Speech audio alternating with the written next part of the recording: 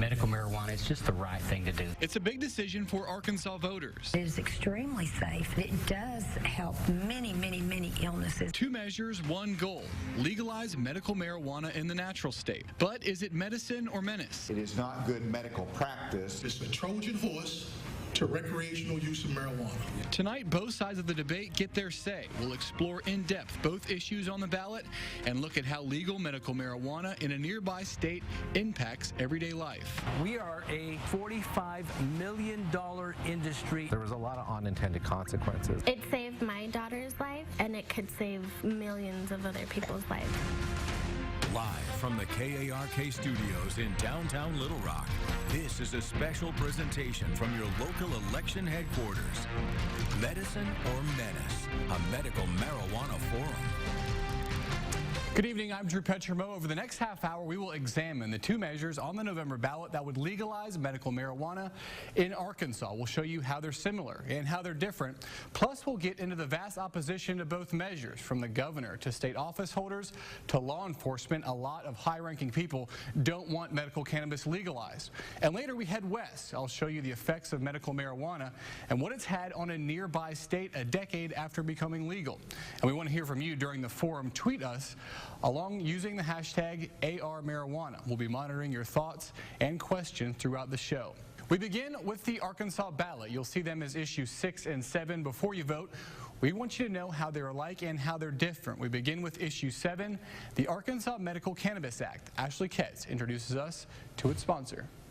It does help many, many, many illnesses, and including saving lives from cancer. For Melissa Fultz, it's people first, politics second in her push to legalize medical marijuana in the state of Arkansas. Go talk to a parent who has a seizure disordered child that instead of every 10 minutes their child having a seizure, only has maybe 1 a week. Fultz group, Arkansans for Compassionate Care, led the push for legalization 4 years ago, falling just short at the ballot box. In 2012, there wasn't as much information. Since then, there's been a lot of research done. Of the 2 measures on this year's ballot, the Arkansas Medical Cannabis Act is more expansive.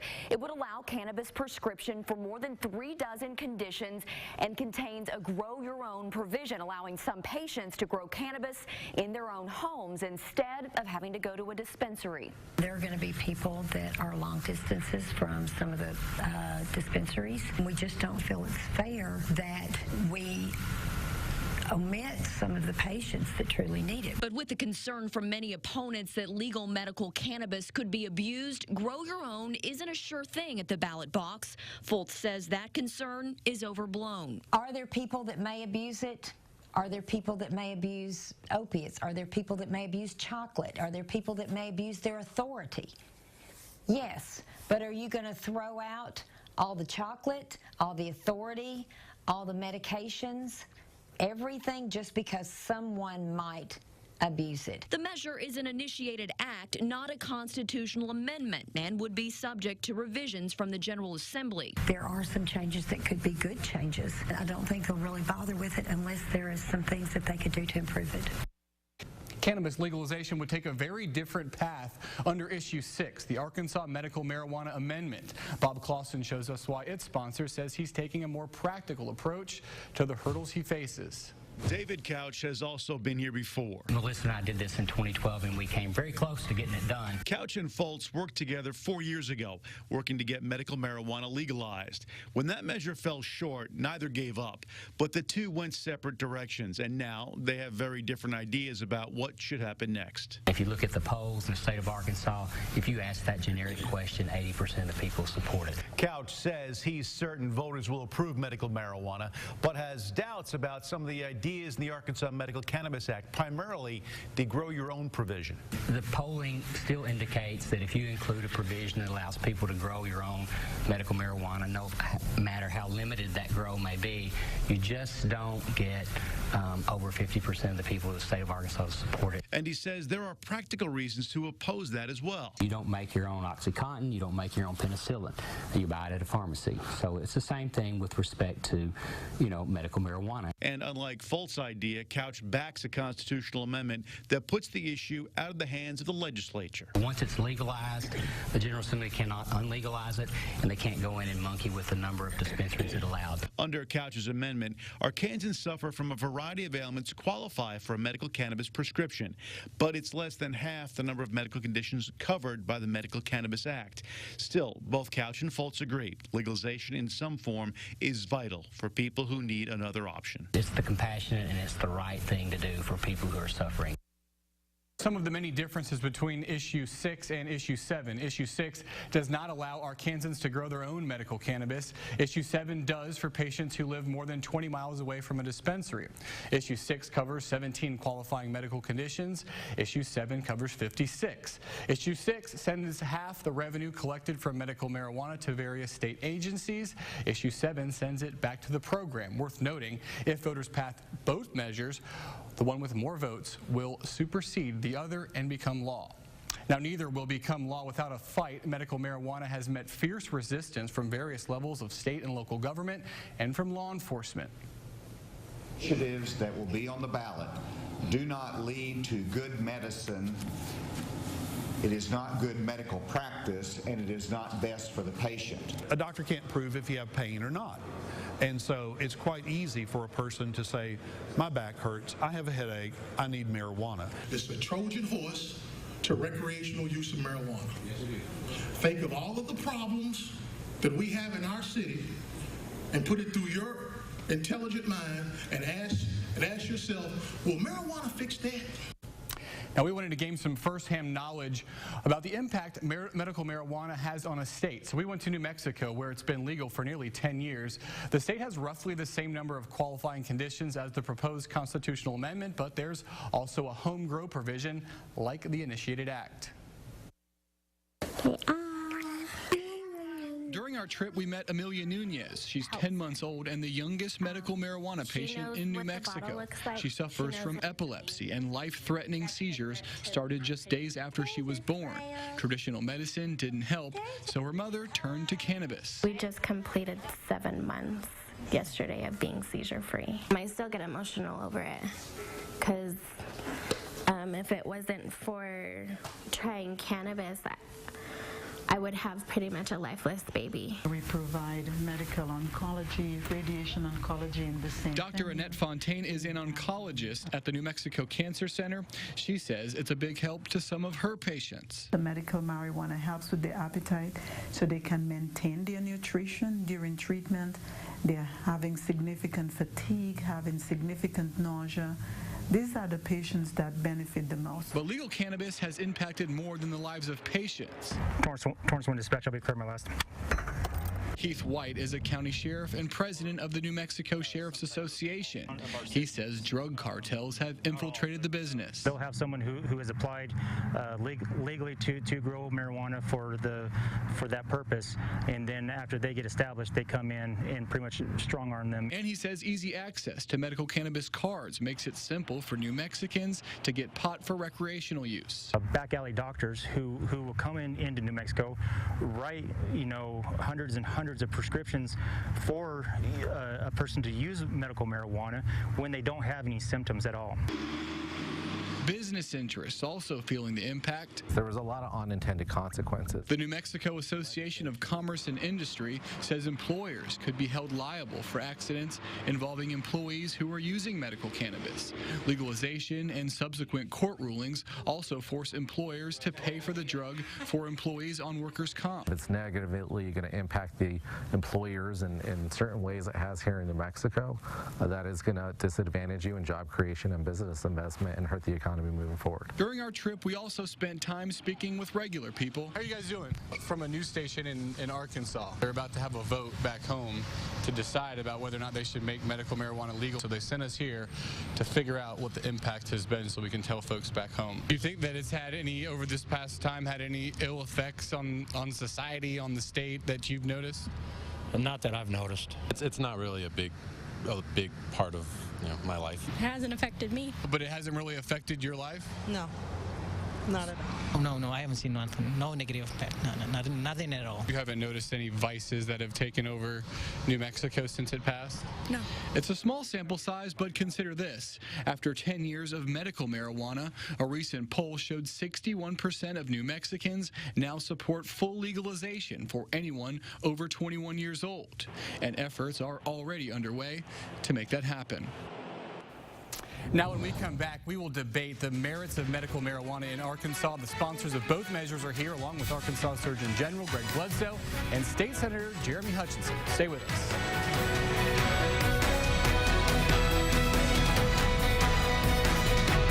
At KARK4, we want you to get more out of your mornings. More weather. It's all sunshine this morning. More news. This is a great story in Arkansas. More traffic. Gonna have some stop-and-go traffic. More fun. Is he gonna break through that screen behind me? That's a good way to start your Monday. More local. Live in Little Rock, Victoria Price. And more of the unexpected. Working 9 to 5. You got a friend that's there. Get more out of your mornings with KARK4 today. A lot of people don't know this about Bob. He's one of the funniest guys you'll ever meet. He is dry and witty, but at the same time very smart and very serious when he needs to be. Rely upon him and the expertise that he has. Get out of here. Yeah. You never know when it's going to happen. It could be 2 seconds before the red light comes on and we hit the air. He's always cracking a joke. He's always having fun. Every single day is fun to him.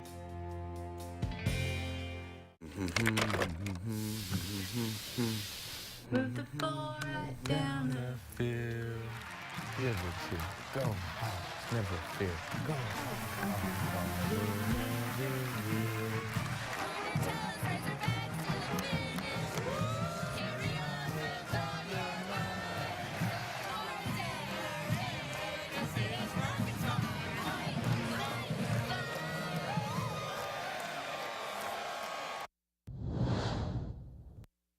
Welcome back to this KARK special presentation on medical marijuana, menace or medicine. We've discussed the two measures on the November ballot. Now we discuss the potential effects they'd have as a state law. Joining us tonight are David Couch, sponsor of Issue 6, the Arkansas Medical Marijuana Amendment, Melissa Foltz, sponsor of Issue 7, the Arkansas Medical Cannabis Act, and Dr. Greg Bledsoe. He's the Arkansas Surgeon General, also Republican State Senator Jeremy Hutchinson. Thank you all for being with us this evening.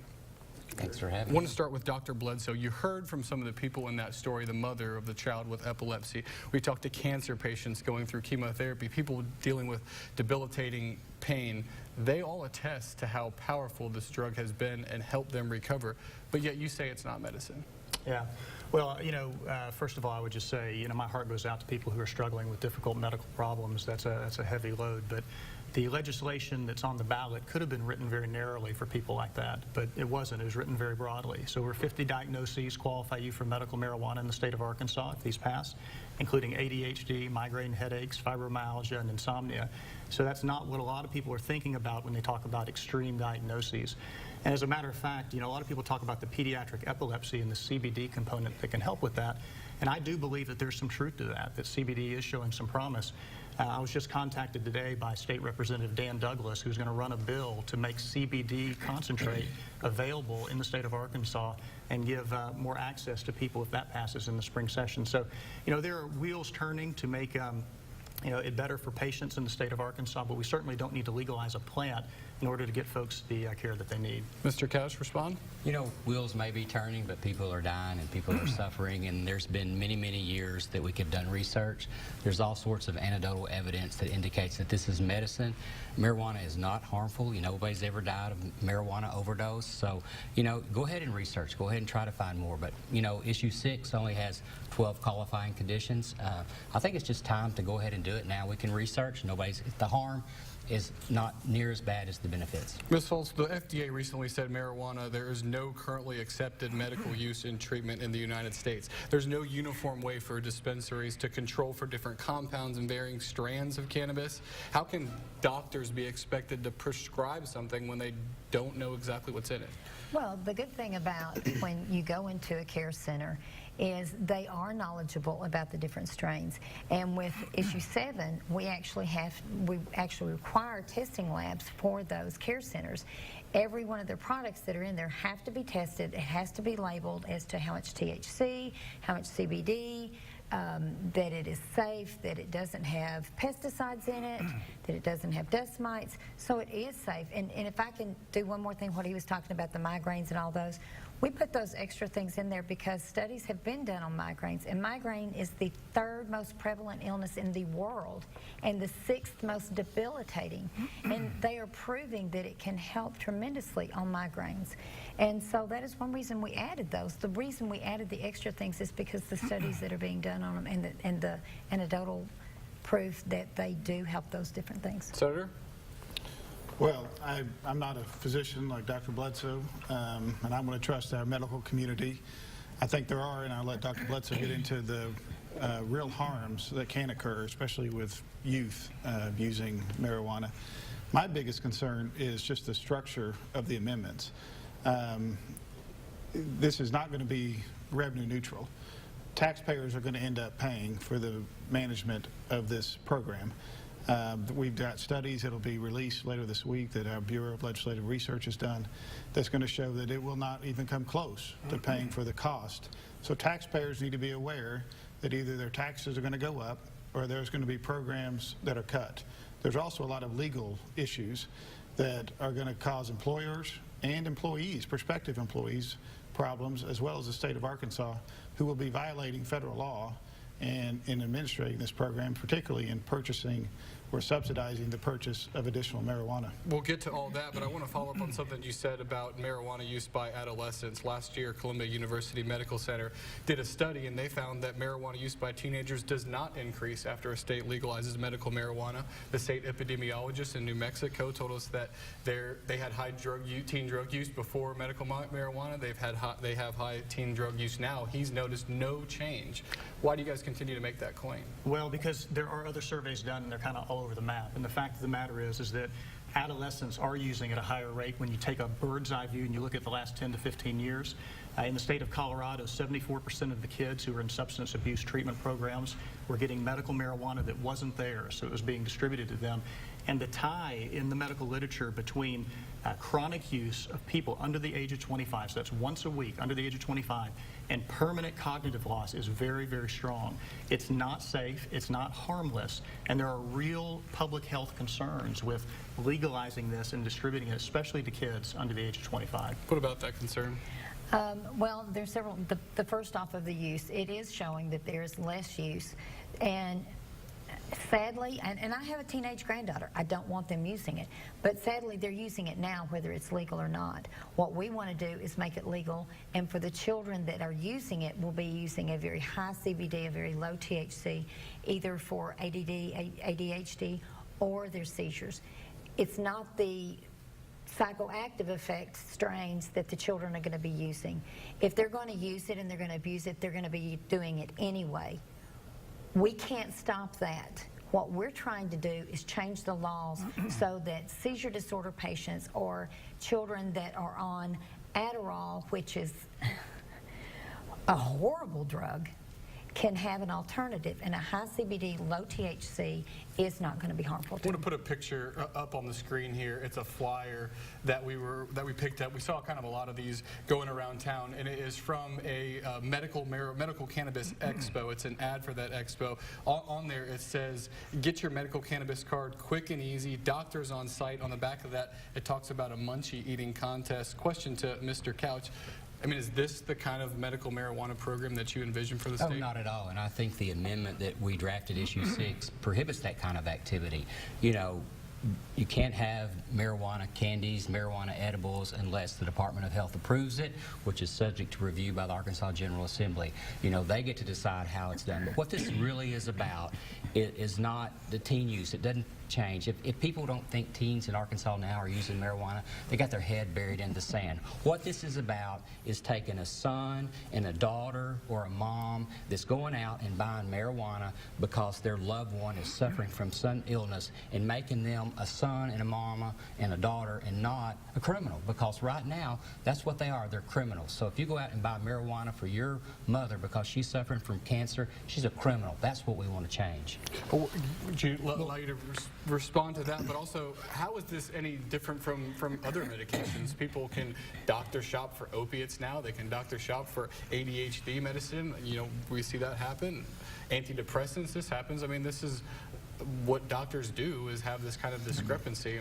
Well, I don't think they should be doctor shopping for any of those medicines, but the fact is that Melissa's wrong. There's nothing in her legislation or David's legislation that will forbid kids from getting high THC content marijuana.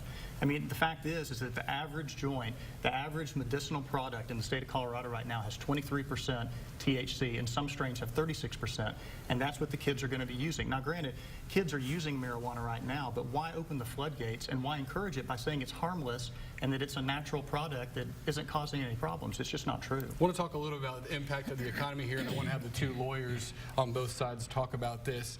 Start with you, Mr. Couch. Sure. Say I'm an employer, and I employ people, but I give them drug tests before I put them on the job.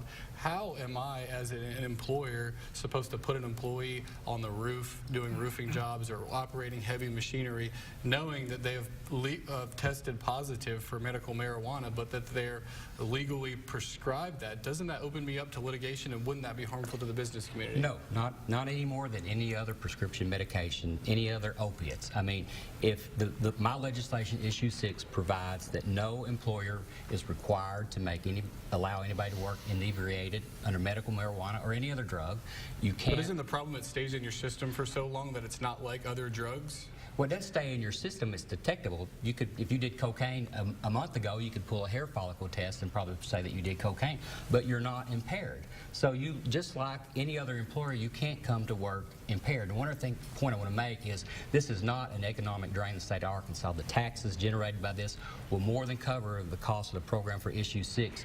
Forbes did a study 2 months ago that said in the medical marijuana states, by 2020, the number of economic development is $44 billion. There'll be over 1,000 jobs created by this thing. Senator, you're a lawyer. Talk to me about the liability issue. Well, there is liability. You were right, Drew, and so was the businessman from New Mexico. First of all, in issue 7, it gives a protected class status to those using medical marijuana. Protected class currently is reserved for people of his race and religion. This would actually put qualified patients above the protections that we currently give for race, religion, sex, gender, etc. Because you can't even accommodate it. You have no choice under issue 7, certainly, to continue to employ them, and not only employ them, but to keep them in their current position. So a truck driver driving 18-wheelers with prescription marijuana cannot be taken off of his route. And that, to me, is a little bit terrifying, that we have 18-wheelers going down the interstate. And you are right, that it is, while you can detect marijuana in a system, you cannot determine when it was taken. What you can, unless they're extremely high, you can't determine whether or not they're intoxicated at that moment. It puts employers in a very difficult position, and there will be a lot of litigation, several years worth of employment law, until the courts can work that out. And one other thing, and I know I'm exceeding my time, but employees, particularly in the protected class, those who are not qualified patients, I think they should be concerned about losing their job because somebody next to them who is a qualified patient is given so much protection that if an employer has to make a choice, that for liability purpose, they'll terminate the non-marijuana user. Let me get Ms. Fulton on this. Your response. Okay, Section 107 in the scope. This chapter does not permit any person to operate, navigate, or be in any actual physical control of any motor vehicle, aircraft, motorized watercraft, or any other vehicle drawn by power other than muscular power while under the influence of cannabis, or use cannabis if that person does not have a qualifying medical condition. The question of that, though, is how do you tell if somebody's on cannabis? That's right. Well, hopefully. Right now, there's currently not a test that would be And able I to know tell. that they're working on those. They are, and I've heard about that. Wanted to go back to the senator. During the time that I spent in New Mexico, I was able to see some of the economic impact that it's had on the state, to the tune of about $50 million per year in economic stimulus, $5 million over the past 3 years into state coffers. Why should that not be something that the government capitalizes on, as opposed to now, where the money is going to drug dealers? Well, I'm not saying if there's a way to do that without legalizing it, I'd be all for it. Maybe we propose that's the point. Maybe we propose an extra income tax on drug dealers if we can locate it. But the point is, in these measures, it's the simple sales tax, like you buy from any other product. There's not a windfall of extra tax revenue that's going to be generated because of the purchase of marijuana. And the program and the enforcement that's necessary. I've talked to the directors of the Department of Health and the Alcohol Beverage Control. They say it will be enormous, the drain and the strain on those agencies to properly enforce both these measures, and the revenues will not cover it. So we can speculate, but we have experts and budget and analysts who say it will not generate the revenue, and therefore taxpayers need to be aware of that before they vote on it. Sure, I disagree. Sales tax is not the only tax you look at. And second of all, in the amendment, issue 6, allows the government to impose fees on the card holders and on the dispensaries, just like they do on liquor stores. But, you know, you've got property tax, you've got jobs that are created, you know, 1,000 new jobs, 50 new dispensaries that have property taxes, and all of the services. The economic benefit will way outseed the costs. I want to talk about another issue that I found there. Calls to poison centers up 50% in the 8 years after medical marijuana was legalized compared to the 8 years before. Is that something that should worry Arkansas parents? Not really, because when you look at Colorado, with all of these being up, basically what happens is if a child does ingest it, fortunately they either get sick and throw up, or they take a nap and they get up and they're fine. Unlike the opiates, which if they get into those and take them, they die. And you were talking about the edibles. I don't know if you're aware, but Adderall now comes in a fruity flavored chewable candy. Now, if they get a hold of those and eat too many of those, they die. If they eat too many of the cannabis, then they go to sleep, wake up, they're fine, or they throw up. All right, we're running out of time here, but I wanted to pose one more question to both of you. One of the things that I noticed being there after medical marijuana passed, there began a push to legalize it for recreational marijuana. If either of your proposals pass, are we going to see you again pushing for full recreational? No. Issue 7 is all I'm going to work on, and then I'm retiring from the petition Mr. process. Katz, we're going to see you back in a couple years? I'm hopefully done with marijuana. You know, this is about getting medicine for patients. We got to leave it at that. That does it for us. Just want to remind everybody that Election Day is now just 22 days away. Early voting in Arkansas opens 1 week from today. Have a great evening.